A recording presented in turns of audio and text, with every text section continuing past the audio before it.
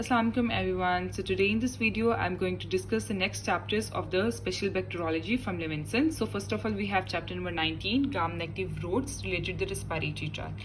Just give read to the introduction. Then we have the hemophilus. This is important from the SCQ point of view. Their diseases, their important properties, their pathogenesis, their clinical findings, and the laboratory diagnosis. These all are important from the SCQ point of view. Just skip the treatment and the prevention. Then we have Bordetella. This is basically important from the MCQ's point of view, especially the disease which it causes, whooping cough. This is important. Then just give read to the important properties, pathogenesis, clinical findings, and the laboratory diagnosis. Then we have the Legionella. This is again important from the MCQ's point of view, their diseases, the important properties, pathogenesis, and the clinical findings. Then this is all about chapter number 19, gram-negative roads related to the respiratory tract. Then we have chapter number 20, gram-negative roads related to the animal sources, zoonotic organisms. Basically, this chapter is important from the MCQ's point of view. For example, Brucella, which it causes brucellosis, undulant fever. Table 20.1 is important. अगर ये table कर लिया जाए तो then we'll cover all the important points which are discussed next in the chapter. So this chapter is important, 20.1, table 20.1. But to be on safe side, just give read to all the bacteria, but these are not important from the SCQ point of view. Then we have the next most important chapter, special bacteriology, chapter number 21, mycobacteria. This chapter is important for the SCQ, MCQs, and the Viva point of view. Just give read to the introduction that they are the aerobic acid-fast bacilli. And then we have the Mycobacterium tuberculosis. Their diseases, the important properties, especially it grows slowly and its doubling time of 18 hours. This is important from the MCQ's point of view. The medium in which it grows, Lowenstein-Jensen medium. This is important. Their nutrients, dyes. We should know about all the important ingredients of the Lowenstein-Jensen medium. And then these all points are important. Coat factor, purified protein derivative, skin test, this is important.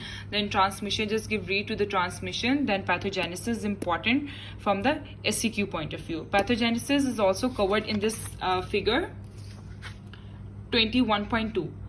This figure is important from the SCQ point of view. And then we should know about the toxin it produces. For example, tuberculosis necrotizing toxin and early secreted antigen 6. These two toxins are important. Their mode of action are important. Then the important liens, exudative liens, and the granulomatous liens. These are important. We should know about the latent infection, Ghosn complex. This is important. And immunity and hypersensitivity. For now, this is not important for the SCQ either MCQ's point of view. We will cover this in our further immunity lectures, so just skip it for now. And then we have primary tuberculosis, pathogenesis. These all important. Subpathogenesis mein aa jata hai. Then we have the clinical findings. These are important for the SCQ point of view. Pulmonary tuberculosis, their causes. These all are important for the SCQ point of view. The most important one is the laboratory diagnosis. इसमें note आता है, write a note on all the mediums of the Mycobacterium tuberculosis. So these are important. This all laboratory diagnosis is very much important for the SCQ point of view. कुछ भी इसमें skip नहीं किया जा सकता. So this is very much important.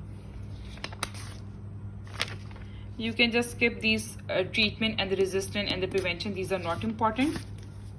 Then we have the atypical mycobacteria. Past papers में question आया, its type and its examples. This table is very much important. 21.4 इसमें examples भी है और इसमें differences भी है. So these are important. Then group 1, group 2, group 3 and group 4 इसमें examples दी हुई हैं, उनकी diseases दी हुई हैं. So these all are important for the SCQ point of view. Then we have the Mycobacterium leprae. This is the last bacteria of the Mycobacteria. And then we have table 21.5. Mycobacterium leprae में सिर्फ ये table आता है 21.5. बहुत दफ़ा पास papers में आया. So this is very much important for the SCQ point of view. Basically it covers all the pathogenesis. So this is very much important. Just give read to the important properties. Transmission, for example, that it does not grow in the laboratory. And then we have the clinical findings. Just give read to the clinical findings and the laboratory diagnosis. This is all about chapter number 21, mycobacteria. I'll be discussing the next chapters in the next video. Thank you so much. Allah Hafiz.